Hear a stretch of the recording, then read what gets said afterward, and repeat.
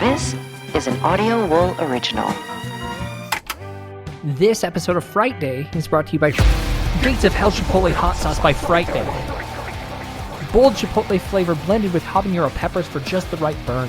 Kissed with garlic and passion fruit. Zero human blood, like none at all. Visit shop.frightday.com before the first batch disappears. Hey guys, thanks for listening. If you'd like to support us, go to patreon.com/frightday.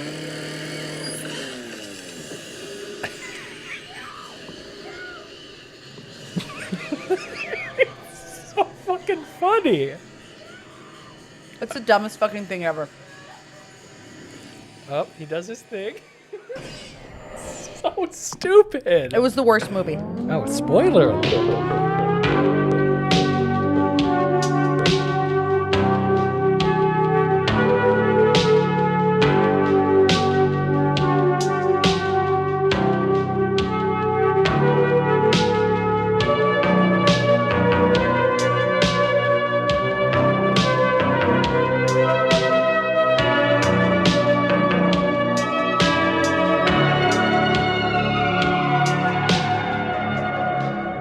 It is Frightday. I'm your host, Byron.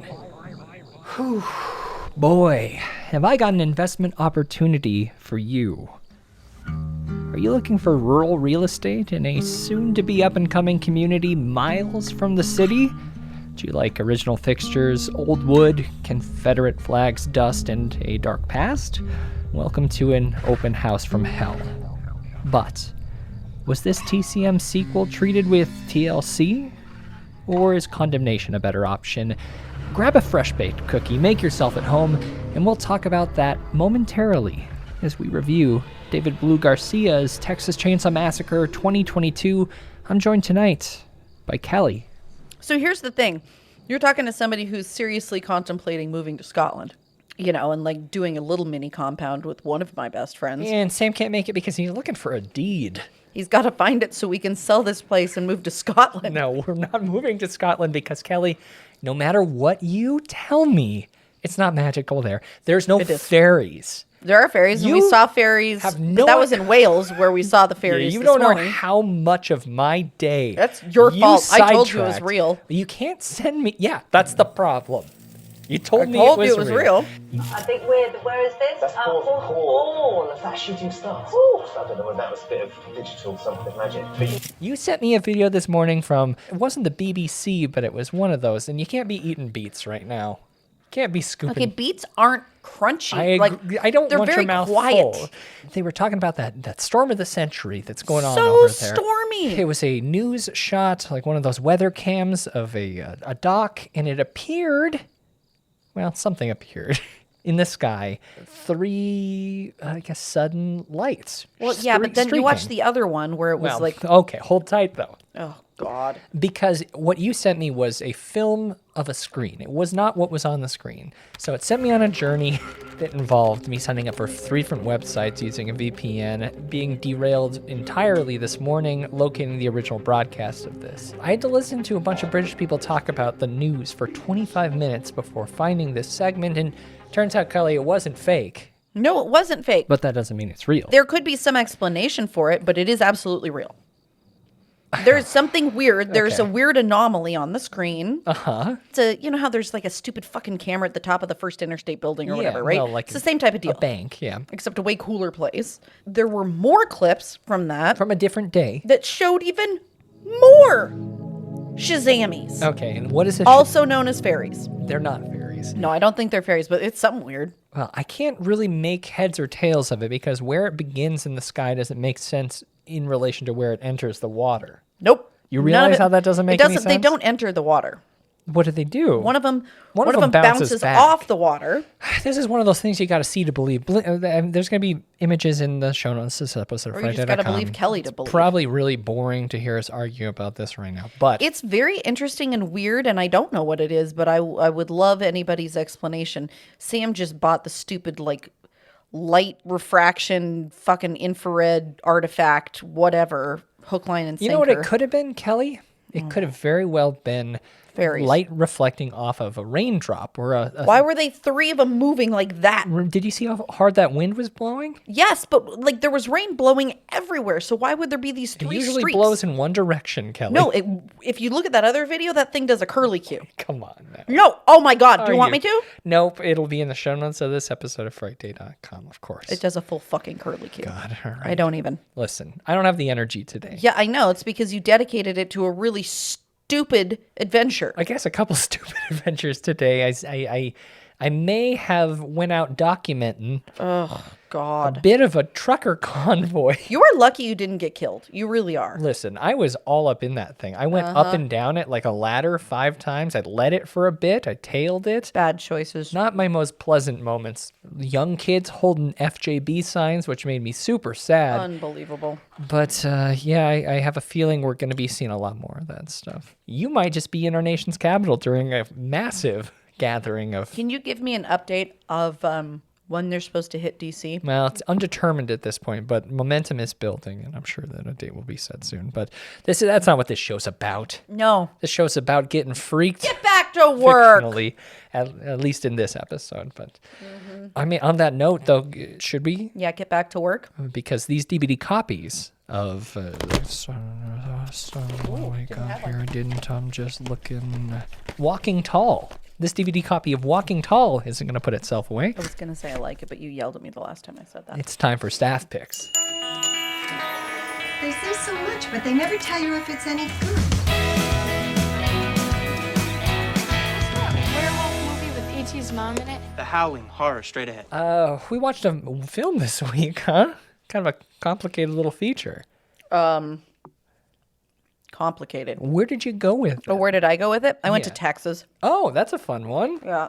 I'm going to go ahead and recommend a movie that you're going to tell me isn't horror. It is styled after low budge horror. Texas Chainsaw was one of its significant influences. So you're going to have to deal with the fact that it isn't technically horror. 1984, starring Frances McDormand, Okay. Emmett Walsh, Don't know. directed by the Cohen brothers. Well, Racing Arizona, of course. No, Blood Simple. Duh. What I know about is Texas. Down here, you're on your own. Hello. Having a good time? Hey, what's it? Your husband. I got a job for you. It's not strictly legal. You want me to kill him? Ray, let's get out of here.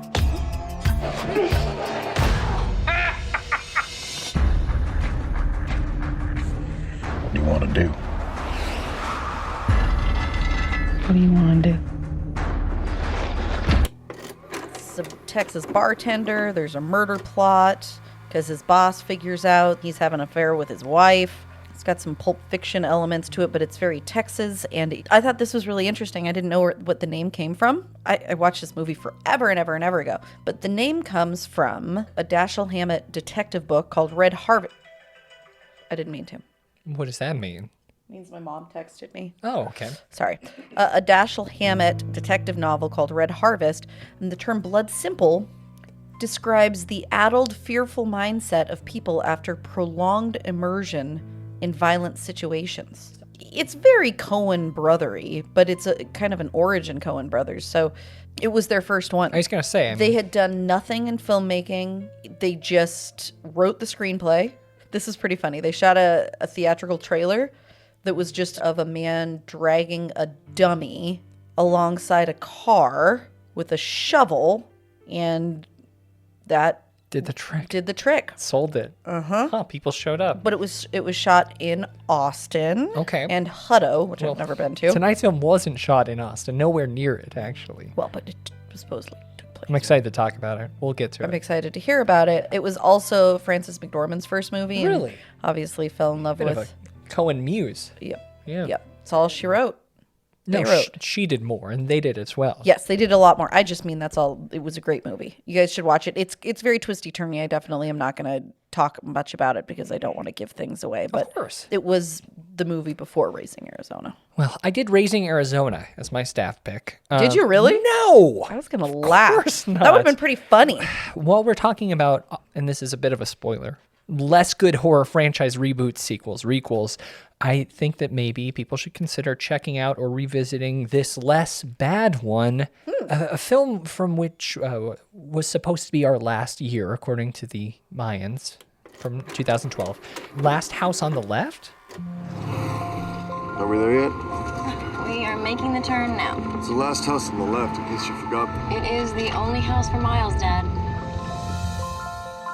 Do you guys need the car today? I was thinking I could meet up with Paige. Have fun. I don't think we've met. I'm Paige. This is Mary. What do you feel like doing tonight? I think Justin here could be kind of cute. Evening. You knew not to bring anybody back here.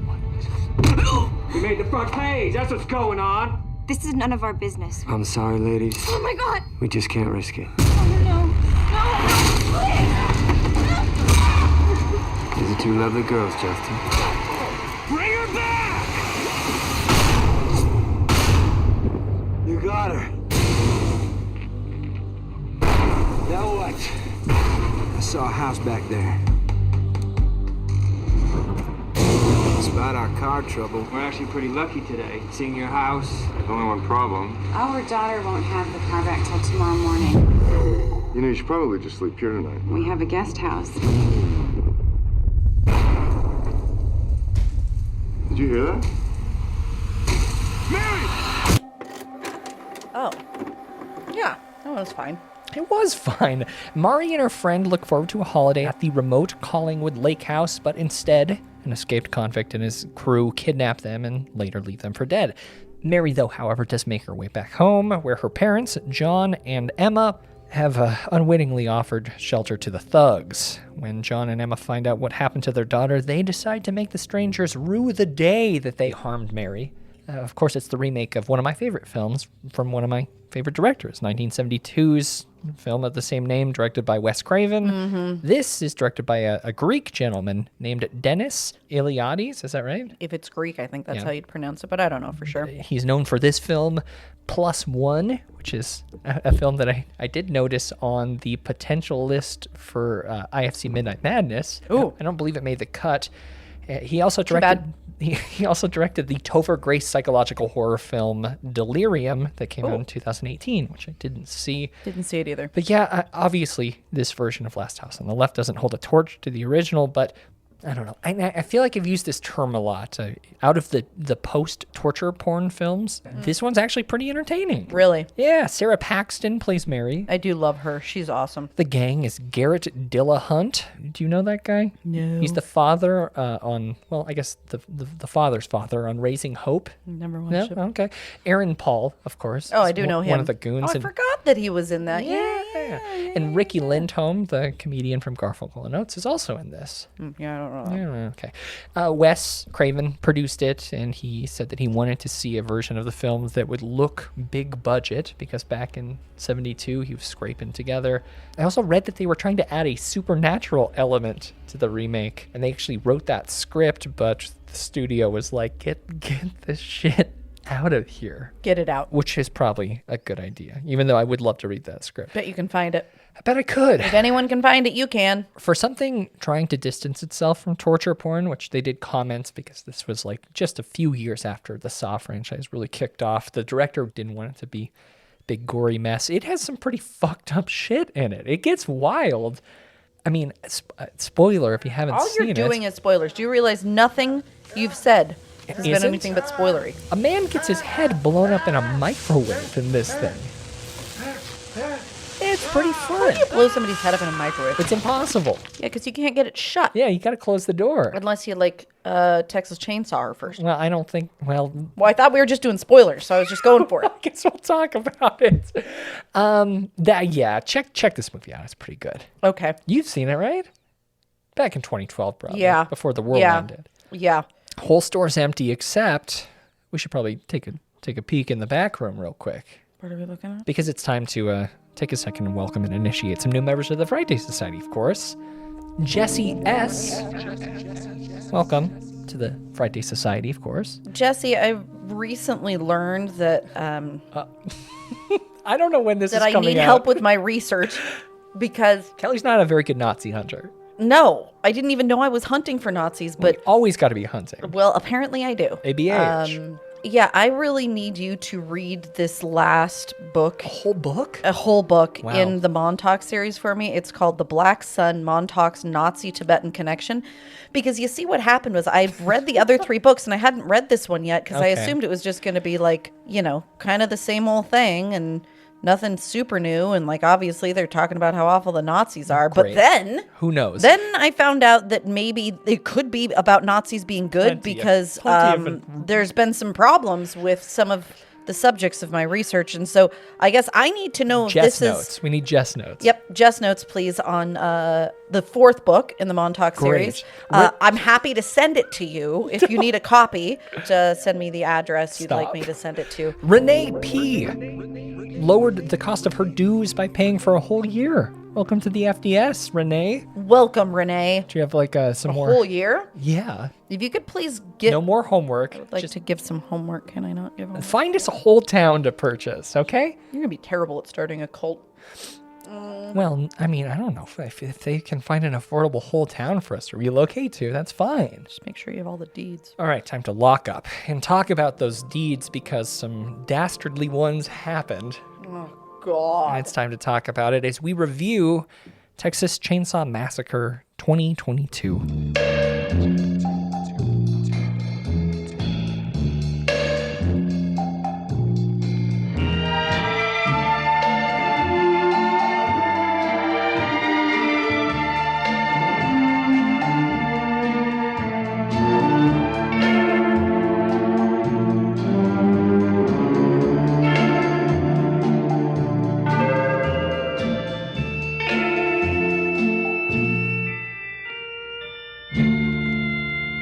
We hope you're enjoying your visit here this evening. Now, on with the show. Texas Chainsaw Massacre is a 2022 American slasher film directed by David Blue Garcia with a screenplay by Chris Thomas Devlin from a story by Fede Alvarez. Influencers looking to breathe new life into a franchise. Into a Texas ghost town encounter Leatherface, a legendary killer who wears a mask of a human skin. Human skin. Yeah, that's what it says here. Mm-hmm. Here we go. How you feeling? Well, up top, I've got a whole bunch of information, just general, like you, not even about the movie. Are you okay? I need you to quit eating right now. I'm just trying. I was trying to look a little bit into. Yeah. Initially, during the development of Leatherface, which came out in 2017, did you see that? Nope. No, and please stop eating. Please. Just for 20 minutes, 30 minutes. Please stop eating. I can't. I drinking. That's not that much to ask, Kelly. Okay, go. Initially, during the development of Leatherface, Kelly, did you see Leatherface 2017? No, I did not see it. I've never seen anything other than the original Texas Chainsaw and this Texas Chainsaw. You didn't see the Beale one? Actually, maybe I did. You did. Maybe I did. And did you see the Alexandria Daddario one, Texas Chainsaw 3D? I don't think so. I think that's what it was called. That one was kind of fun because she's very pretty. So there you go. I think that's why I had to see the Beale one, was because one of my friends at the time was a big Beale head. Yeah. I think that was, yeah. The producers of Leatherface they had the rights, and they were intending to make 5 Texas Chainsaw Massacre films. April of 2015, producer Krista Campbell stated that the fate of the potential sequels would largely depend on the financial and critical reception to Leatherface. I wonder how it went. By December of 2017, Lionsgate and Millennium Films had lost the rights to the film series because it had taken so much time to release Leatherface, which it did not do well. No, of course it didn't. was bad. It was supposed to be the origin story of Leatherface because that was the trend then, and I wonder what the trend now is, and I bet we'll talk about it. August of 2018, it was reported that Legendary Pictures had entered preliminary negotiations to purchase the film rights to the Texas Chainsaw Massacre. Does Legendary make a lot of movies every year? They do pretty well. I mean, I know they did Dune. So I watched Dune last night, and when Legendary came up on the first screen, I'm like, oh, I thought this was supposed to be good, but judging by Texas, that's all they make is shit now. It's a production company, and I mean, they put more money into certain things. Others, not so much. They were going to make it into a TV show for a while, and then they were talking about film installments. In 2019, Fede Alvarez signed on as a producer, and of course, Fede, I thought I liked him, but I don't know where I stand right now. Of course, they are like... Smash hit the Evil Dead remake, which I love so much. Then he did Don't Breathe, which I enjoyed quite a bit, and then after that, it's kind of been all downhill for Fede Alvarez. November of 2019, Chris Thomas Devlin joined the production as screenwriter. Does that sound at all familiar? No. It shouldn't. He's relatively unknown. It's a very weird choice. In 2018, he wrote an unsolicited screenplay for a horror film called Cobweb. Really? Yeah, which is actually set to come out sometime this year, starring Anthony Starr, who I don't know, and Lizzie Kaplan, who I do. Oh, which is interesting. The lead in this one was with Lizzie Kaplan in Castle Rock. Oh, huh.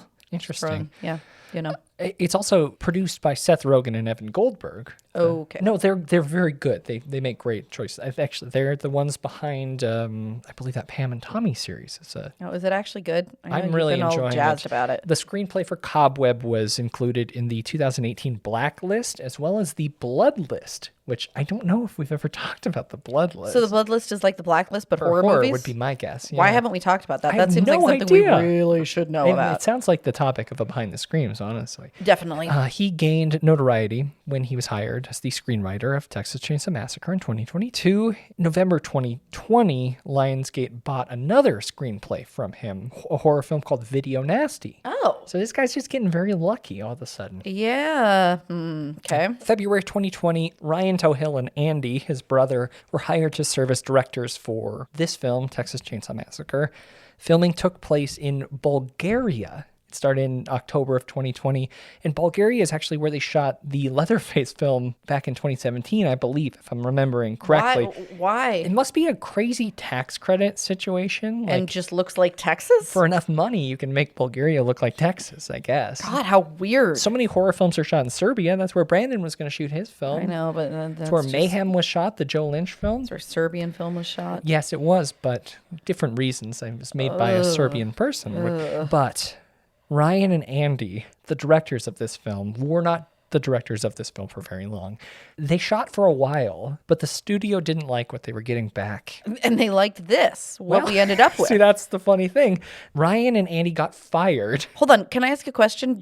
Are you aware, is there any available footage from that original one? None of it was used in this film. Right, but it's not leaked anywhere? They didn't. I don't see how. I mean, why would they? Because I feel like I'd like to watch that and see if it was I would as well. I want to see on track to be any better. I want to see the Ryan Andy cut, at least what they shot. Or at least a trailer. That'd be cool. But this is when David Blue Garcia comes in.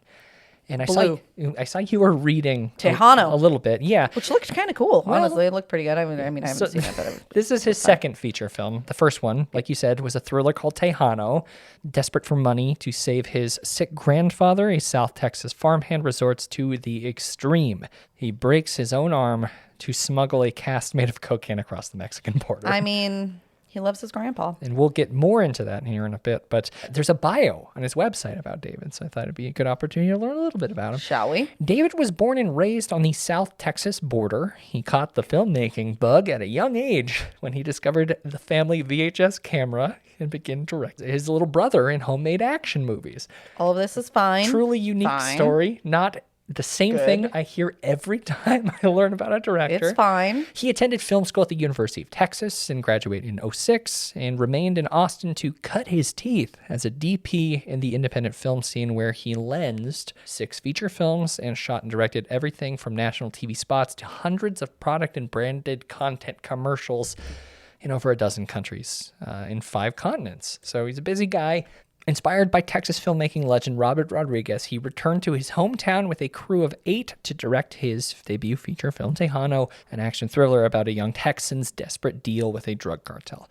He shot it for $58,000 and personally storyboarded every action suspense sequence in the film in order to make his tight 23-day shooting schedule, which I've heard of shorter schedules. Yeah, but for a big action one, I feel like that's pretty it's ambitious. intense. It's very ambitious. So that is cool. And it was, I will watch it. It You're gonna looks like watch a it? cool movie. Yeah. Well, it was acquired by HBO and released on its platform in 2020. So that's where you can check it out. Okay. But that same year, he was chosen by Legendary Pictures to direct the Texas Chainsaw Massacre, well, after the brothers got fired, which is a direct sequel to the original 1974 slasher classic, which I absolutely adore. And I don't really care one way or another about it, but it was way better than this. The original? The original. Yeah, we did cover that in episode 100, I believe, of the I know. podcast. 100 or 200, I don't know. I don't know. Something around It was a there. special event. But holy cow, guys, this just dropped on Netflix. It did, in fact. That is true. And it's a good thing it's free for everybody to watch because...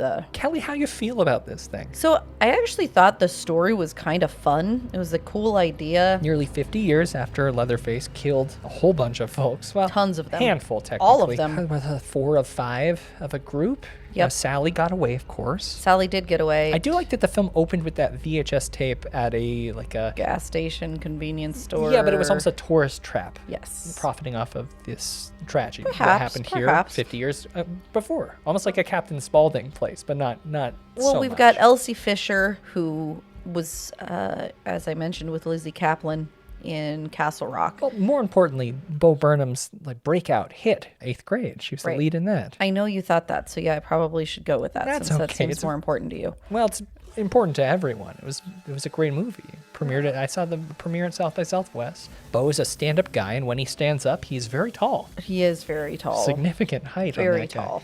Guy. Her sister's played by Sarah Yarkin. Don't know anything really. About She Sarah was in Happy Yarkin. Death Day to You. Oh, well, that's fine. That movie wasn't that good. I thought that the acting in this movie was pretty good.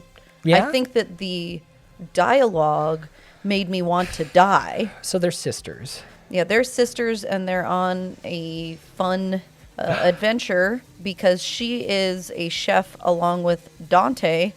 And so Dante's fiance Ruth is with them, and then Lila's there. But they're not just chefs. They're like Instagram kind of celebrity influencer. chefs. Well, if you're watching the new season of Ozark, they're kind of like the chef that decides, well...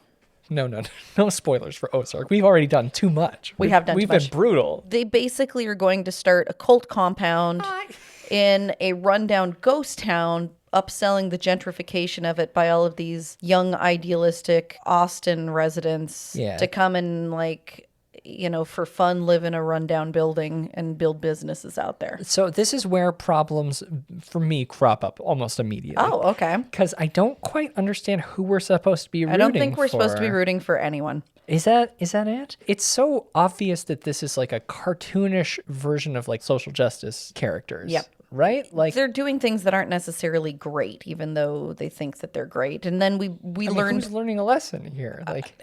The lesson is everybody's bad. Even from small things, though. Like Dante scrolling through his phone, they hang on him going through posts that are just Yeah. We get the point. They're driving a self-driving Tesla, talking about, like we said, gentrifying an entire abandoned but I think town. even from the get-go, they're rude to other people. I should say everybody but Lila is rude to other people in a way that is not consistent with the values and beliefs they're supposed to be following, I guess. Okay. For example, there's a redneck with a truck at the gas station. Who has a gun. And don't get me wrong, I don't love them either. But, Melody makes a really smart-ass, loud comment. I don't even remember what it was. And about how small his penis must be because he's carrying a gun, yeah. Right, and he comes over and actually kind of politely explains, actually, they're feral hogs. We have to shoot them, which, that is a thing. Have you ever seen a feral hog? I've heard weird stories of, Joe Rogan turreting hogs from a helicopter. And I'm like, I don't like that. Oh, no, I don't so like that much. either. That's not cool. I understand that they're very damaging to the basically environment. anything Joe Rogan does is probably not very cool. For the most part, yeah. Yeah, they are scary. And regardless, they're outside of their own like place. Like why? Right. And they're already trying to, and so you can kind of see both sides of it, but then they go into this house and Well, hold tight, because before that there's like a police barricade. Oh yeah. So they could talk to these influencers. So it's like setting this weird clearly the police don't want them there. Nobody wants them there because but they're obviously like a big presence. Yes, Their social everybody media has alerted knows the that town. they're coming. Yeah. Yeah. Which it just felt weird. And there's going to be an auction of all the buildings. And so they're getting there for some reason, just like 20 minutes before everybody's showing up for the auction, which seemed a little bit weird. Did they own these buildings? Yeah. They purchased everything. Dante had bought everything. Dante and Melody together. And whatever. they're bussing in this group of millennial, Trust maybe fund Gen kids Z. that are going to come and buy buildings in this new utopia. Which is like an hour outside of Austin. Yeah. Harlow. Right. Apparently Melody's grandmother, She's and got Lila's roots. grandmother. Yeah. So the sheriff like gives them a break because they've got some connection there. She says some sort of like motto that the town Something is about very familiar. sunflowers and winter. It's kind of interesting because this reminds me of the Texas Chainsaw 3D thing. Like Alexandria Daddario's character, she had, I believe, I don't remember. Well, it was like her grandma died and left her the house or something. Oh. Yeah, so that's why she was there. Okay. But they show up early to kind of clean things up and get an eye on their property before the bus shows up. And they find out that the contractor they've been using is actually the guy that Melody just significantly insulted and was a total jerk to at the gas station. Yeah. He's, essentially telling them he doesn't really care what they do. He just wants his money. And he has some type of an auto shop that's still running there, which also didn't make any sense. I didn't quite understand what was going on with that. Yep. So he's got an auto shop. So they're exploring one of the houses, and this little old lady with an oxygen tank comes We've out. got to talk about the Confederate flag, which was the reason for them entering the house. Right. There was a Confederate flag, a really tattered one outside this building. And of course, everybody's like, oh my God, we got to take that down before everybody gets here. Especially because we didn't mention Dante's a black guy. So he is a black guy. Very offended by this. Right, of course. And so he goes in and they're looking around and suddenly this lady jumps out. She's still there and they're like, why are you here? The bank foreclosed on this forever ago. She's like, blah, blah, no, blah. we dealt with that. We figured that out. Right. And she's like, no, I've got a deed, but I don't have to show you. Sure. And she then was they get in a actually fight. really nice to them at first. She was really nice at first. And she's run this orphanage forever. And she's got one boy left who's been with her forever. I And wonder she's who that taking is. care of him. And then he stands at the top of the doorway and she tells him to go upstairs, go back upstairs. And he's obviously the giant leather-faced, He's the giant Leatherface. Basically, I mean, cutting to the chase, they get her kicked out of the house. Well, she has a heart attack on the way as she's out, getting kicked out does of the a house. cool barf. She's going with the police to the hospital. See, Cooper doesn't like it either. No, I agree. Actually, Cooper's very pissed because I haven't fed him yet. Well, give him some of that cheese or an olive or something. Yeah, he's not going to be happy with that. No. The cops are taking her to the hospital. Leatherface gets in the back with her. She dies on the way to the hospital. Oh, shit. No one wants to do CPR on this lady. No. Police are trained in those kinds Yeah, of the things. police are dicks, like, to everybody, though. To the little old lady that lived there, to the kids, to everybody. Why would they mean... But Ruth, Dante's fiance, goes with them. But because... They feel slightly responsible for causing Right. this. And Melody wanted to go, but Melody really needs to be there for the auction. So, anyhow, it crashes, and then, oh, shit, wait, Leatherface it crashes? gets out. Hold tight. She dies. She dies. And hold tight. I'm sorry. Leatherface breaks a police officer's arm in half and then uses... stabs him with it, with a broken bone. Which was... Okay. The shards. I will say, pretty cool. A lot of neck stabs in this film. Yeah, I mean, like, at this point, I was okay with it. Like, okay, it's kind of an interesting thing. I actually liked the fact that there was no clear good guy. All right, well... I mean, we knew Leatherface was the bad guy, but, like... I don't know, like, these kids are kind of shitty, too, and this little old lady, I feel bad for her, and... Well, she's fine, probably well, racist. now she's dead, a little racist, though. Well, her great-granddaddy was, for sure. Yeah. So, whatever. Leatherface Big stabs the accident dude, happens. there's a big accident. A gun goes off and blows the neck out of the driver. Yep, so he's gone, and so Ruth... And there's a tense moment in is the just car. freaking out in the front. Leatherface gets out and cuts the Why face didn't she off get of the gun? Because she's stupid. Leatherface gets out and cuts the face off the deputy mom. that he just I thought killed. it was his mom for some reason. I don't think he cut the face off of Are his you mom. sure? Maybe he did, but I thought it was the deputy. I think it was the mom. Maybe. I Yeah. thought it was the deputy. They But don't anyhow, really make that clear. You're running right now. What's going on? it's so... And then he just starts killing everybody.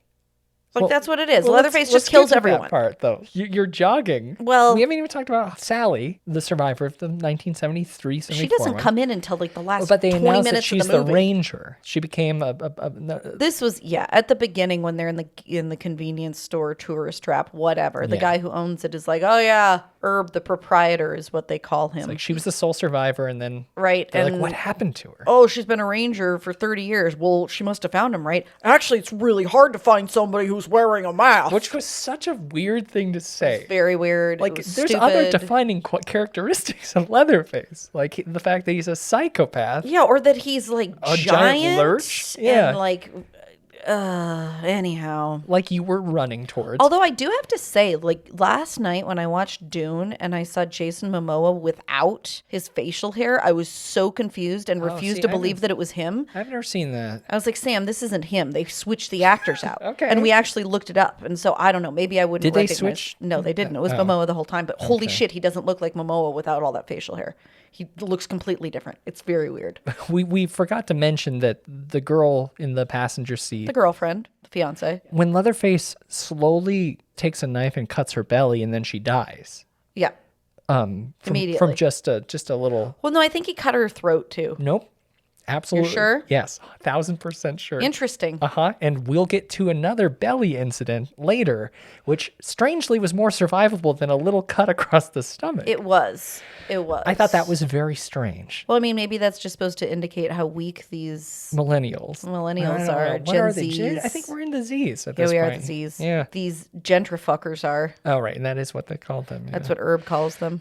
Herb, the proprietor. Back at the home, though, they are looking for the deed, and they find out that, they didn't buy this woman's Right. house. Actually, the woman did own it, and actually, you had no reason to kick her out, and actually, you should feel really bad about her being dead. And so Melody's freaking out, and she wants to get out of there. They can't get a hold of Ruth.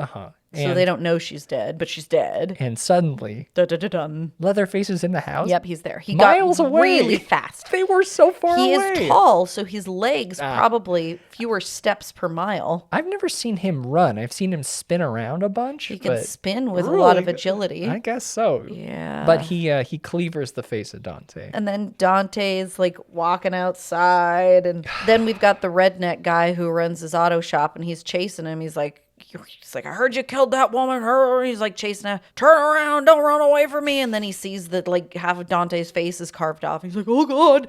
I think he's as close as we get to a good guy in this movie. He becomes the hero, which is funny because a few scenes prior, it's thrown into question and then confirmed that he's the hero because Elsa's character. Lila. Yeah, Lila has a conversation with him after noticing his AR-15 style rifle, and she's like, Is it loaded? And he finds out that she was involved in a school shooting because and she she's been survived touching the scar in her shoulder. And he's like genuinely empathetic. He's not a dick. He's really a nice great about guy. it. He was really sweet. And this is where I'm like, what is this movie trying to tell me? Because he properly checked the gun. And I don't shoot guns. I've just seen people do this a lot. Remove the magazine and made sure the chamber's empty. He like used proper gun safety in this moment. And I didn't watch it with Sam, so I can't cross-reference that. But I think he did too, based on what I know. But like, what is this movie trying to tell us? I think this movie is trying to tell us that he's probably not a great guy because he probably has quite a few racist beliefs, but these guys probably aren't great people either because they're coming in and like fucking with other people's stuff, and they just killed an old lady and kicked her out of their house even though they were so sure that they were right. Basically, I think the moral of the story is the only people who are all the way bad are Leatherface, and everybody else is like in between bad. Well, I can accept that. It would have been more clear if what happened next would have, maybe happened differently when that guy goes into the house to try to figure out what happened to Dante and comes face to Leatherface with Leatherface. Belly. I guess, yeah. He also gets his leg broken backwards with a hammer, and then his head hammered quite a bit as well. And I'm spoiling this without regard. I won't go all the way. There's just so much nonsensical violence for the rest of the movie. But he's taken out immediately. This guy was supposed to be kind of the hero. If he was for a hot minute, and then... Well, if his leg was just broken for the rest of the movie, I would have enjoyed it quite a bit. Lila's really our hero, obviously, because she's the only one who didn't have a say in this gentrifucker approach. I did like that moment. There was one kind of good acted moment when he's handing her the keys to the bus, which he took because he was concerned about the deed. The deed. He's like, you killed that lady. Before you leave, we need to clear this up. So he took the keys to the bus. Right. which Right. all of the weird hipster kids are on the bus, like having a good time, which They're partying. as this is going on. But there's no keys to the bus yet. But as he's getting his head smashed in, he used his outstretched hand to and that was a really cool moment. That actually felt good, right? Yeah, it was pretty cool. She grabs the keys and starts slowly sneaking out. With Leatherface catches her on the stairs and throws a hammer into the middle of her chest, knocking her through the floor into the basement. But she's okay. Crawl space, I guess. She's totally fine. She just got hit in the chest with a sledgehammer. Wind knocked out of her. She's good. Not even really that bad, though. Yep. Before that happened, Leatherface dug through the wall and retrieved his chainsaw. Right. And I don't know if you understand how 50 years old gasoline works. I mean, maybe he'd been keeping it Like, filled He'd been just in it case. doesn't matter if it's full. Gas expires. Yeah, but I mean, cleaning it out and You keeping think it he primed. opened He's the just wall every couple of years to Yeah. maintain? Yeah. Give some maintenance to this? Also, why did his orphanage mom not throw the chainsaw away? I don't know. Why did she let him keep it? I didn't understand. Which is that strange either. because it seems like she may have been she was obviously aware of how fucked up her orphaned son yeah, was. she kept saying you're okay. gonna be a good boy. Yeah. You're gonna be a good boy But for me. why put his weird chainsaw on the wall? Yeah, I don't know. So he's got this chainsaw out. Mel is in the floor, and I don't know if you know how chainsaws work. Nope. They require a lot more. You don't just turn them on and turn them off. I know that there's a lot of force required. Well, you gotta pull the cord. Yep. And start it. But in this movie, it was almost as if you could just pull the trigger of the chainsaw and it would be working full speed right away. But he's also probably got superhuman strength. It doesn't matter. That's two motions. You don't think so? I don't know. Maybe did they work differently in the olden days? No, absolutely. Probably worse back then. It would require priming the pump and then adjusting to get it working correctly, making sure the right amount of gas is being put into the motor. Well, it's not how it worked, but for some reason, there's all these jump scares where he's running the chainsaw through the floor to try to cut Mel up to pieces, including some weird Jaws shark fin scene. Where she's kind of crawling away from it and it's chasing her as it cuts all the way through the floor, which seems... He's very dedicated to cutting her up. And very dedicated. I'm talking beams don't matter. It cuts exactly the same through full beams, which are 6x8. Yeah. Do you know how hard it is to cut through? So I think we can just say that there's nothing reasonable that happens. This from is my point turning forward. point, though. Yeah. Because she finds a grate to the outside, but right before that grate is a large metal pipe, which also would break a chainsaw chain, just so you know. Instead, though, it cuts just as smoothly through it and then proceeds to dump poo and pee sewage onto Mel's head. And it also kind of makes weird slop noises as it happens. Because it's poo and pee. Yeah, of course. It has to have funny, noises. I mean... This is where I was like, oh, this movie's going to be bad from here on out. And was I right, Kelly?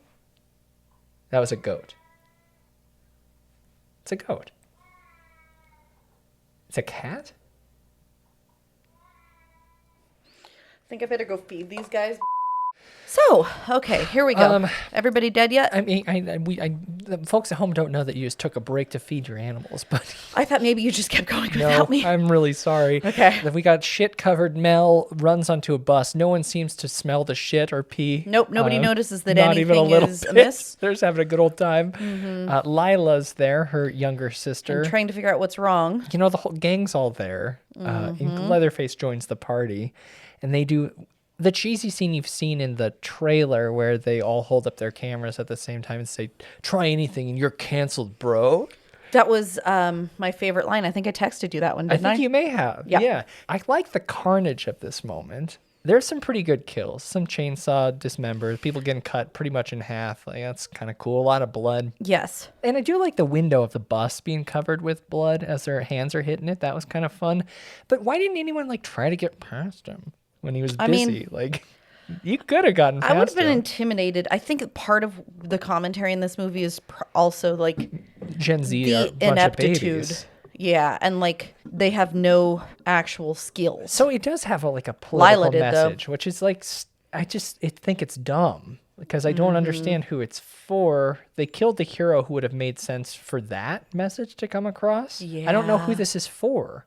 Or maybe it's just a weird apolitical movie. I mean, I think that's kind of becoming more of a thing, isn't it? I don't know, man. Mel and Lila hide in the bathroom, which of course is a safe place to be. No. And it takes them a while to realize that there's a skylight in this bathroom that they could crawl through. I guess long enough for Leatherface to do his best Jack, which probably is really offensive to you when you carve a hole through a door and do a "Here's Johnny" moment. Yeah. It was weird when Leatherface said the first thing he's ever really said. When he said, "Here's Johnny," just kidding, remember? And he goes, "From the movie?" He didn't say anything, but he did kind of stick his head through a little bit, which was stupid. He did. You know, the thing, though, is this, for whatever reason, there have been all of these movies this year that have done that. Have you noticed there's been that? a handful. Yeah, it's like... I feel like it just keeps happening. It only happens when a director or a writer... Well, see, the writer's a horror guy. It usually happens when a director doesn't care for horror, doesn't have a true passion. That's fair. Because it's like a pretty obvious nod. Right, and it's also one that I guess you wouldn't understand was super disrespectful and not cool. Yeah. Mel and Lila escape, and this is when Sally comes in. You mean Lori? Yes, which is pretty offensive. This whole Lori Prepper Sally situation. Oh my God, it is obnoxious and awful. I don't understand. Why would they continue with that plot line if it's so obviously a ripoff of something that happened 4 years ago at this point? The Laurie Strode Prepper character versus this Sally, like, I've been hunting. Because it worked. Did it work? I mean, it was popular enough that they made another one. I guess it was my least favorite element of the Halloween reboot. Of course. And Sally, now a ranger deputy something, puts both the girls in the back of their police car, says something like, "You're what he wants, so you'll have to stay until I kill him." Yep. But she doesn't explain anything else really about her character, and the people in the back are totally fine with. I mean, they're a little freaked out about it. We also got to see her gutting a wild hog. Oh, yeah. Yeah. That was kind of weird, huh? Mm-hmm. Just establishing that she's this, like, I don't mind getting my hands dirty kind of. It was bad. It was a really, really offensive, so updated bad. Sally, because, like, I like Sally in the original. It would have been cooler if they leaned into her.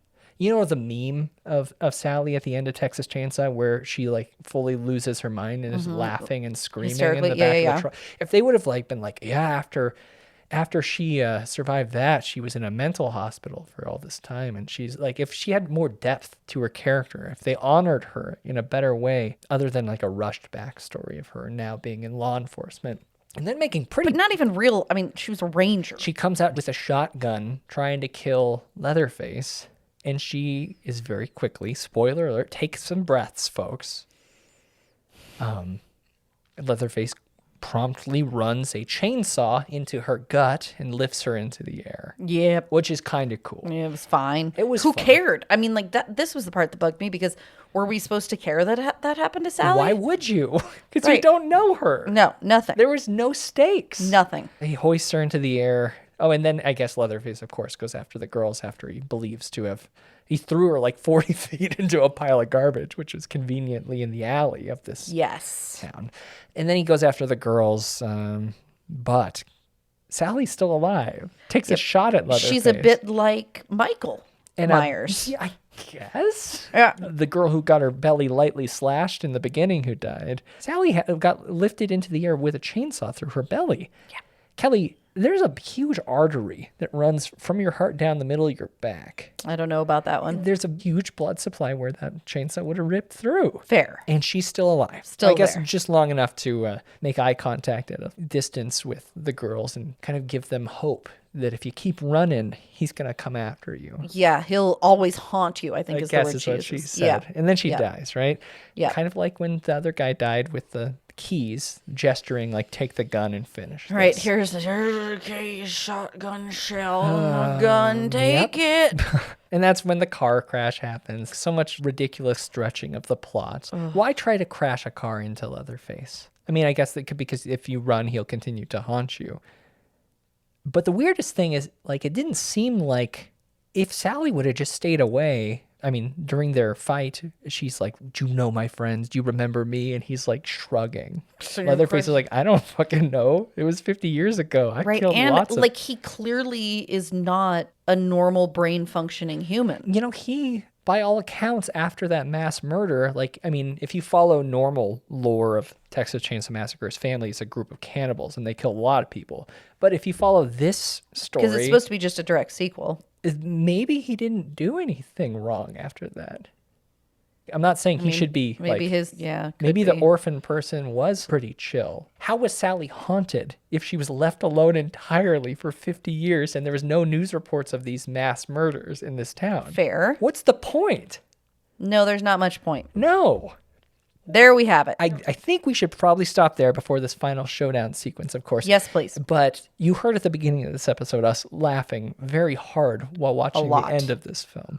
What the hell? Yeah, the end was the worst thing I've ever seen. I scream laughed for 3 minutes. I picked my laptop up and paced in my living room. And then I tried to call you while the credits were still rolling. Yeah, because it was really bad. Crazy. It was really, really bad. But in a way, it was the best part since the halfway point. I mean, because I guess, it was crazy. I guess, yeah. If we're going to be watching an unhinged film, that was a cool surprise, I guess. Yeah? May as well. I don't know. I mean, I suppose it was more satisfying than it just ending without that, I guess. I feel like I've just kind of used this tone of voice the entire time. I mean, it was pretty bad. And granted, Maya, who wrote a review for us, kind of gave me a heads up about maybe it may not be great. She wrote a very nice review. It wasn't right. Go check it out at Frightday.com, of course. Yeah, and it was, I think it was a very fair review. I think she didn't want to be too much of a Debbie Downer with me, but yeah, this movie was bad. It was not good. And I texted her a couple times as it was playing, and I was like, okay, yeah, this was really bad. Yeah. Yeah. And then she actually said to me, and how about that ending? Yeah. Wow. I was like, yeah.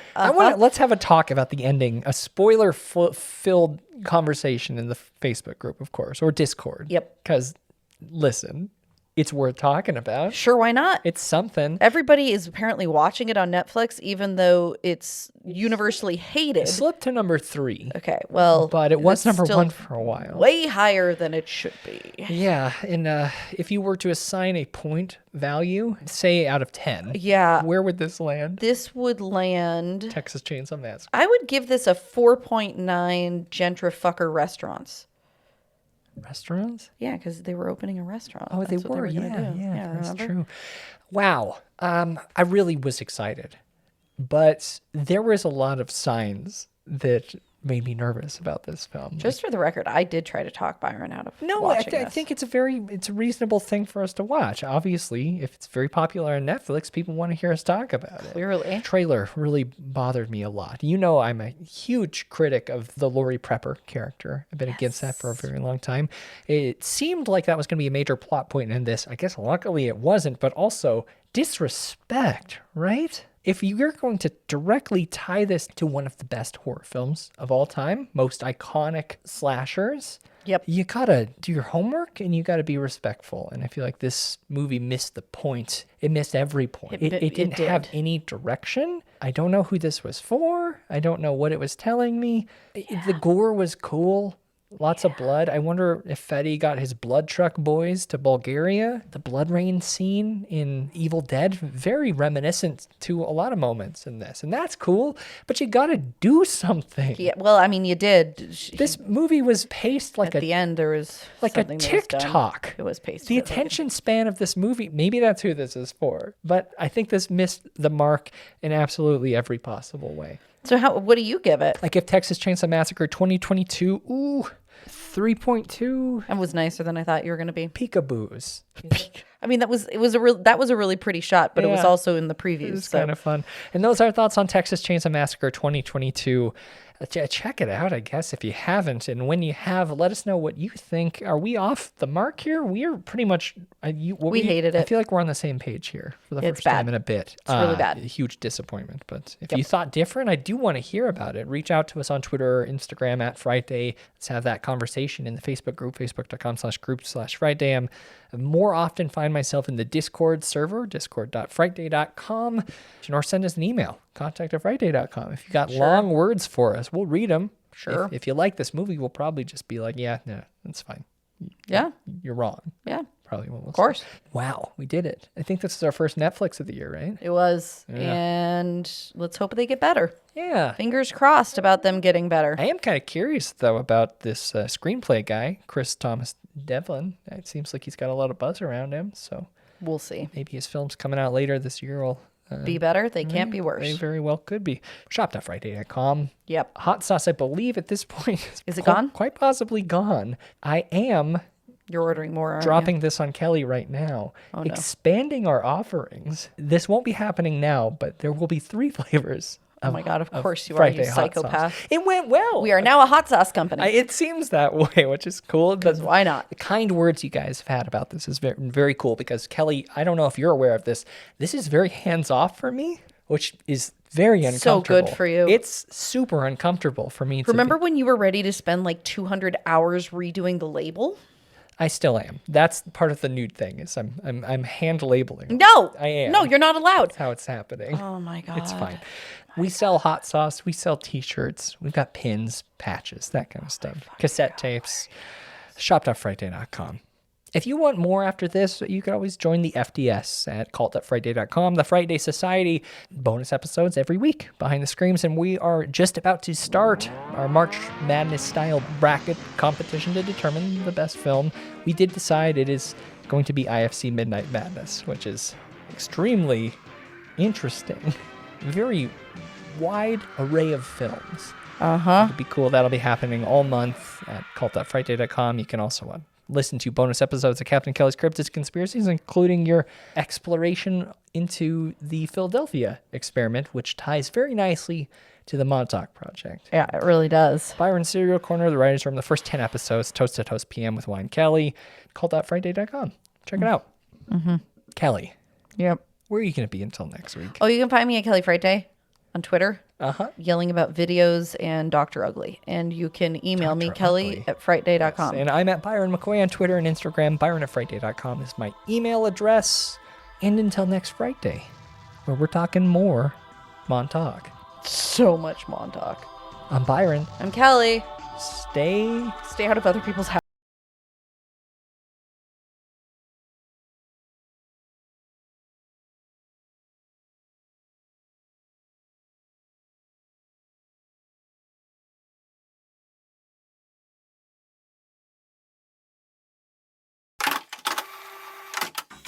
You've been listening to an Audio Wool original, produced by Byron McKoy, theme music provided by Cemeteries. For more programs like this, visit audiowool.co.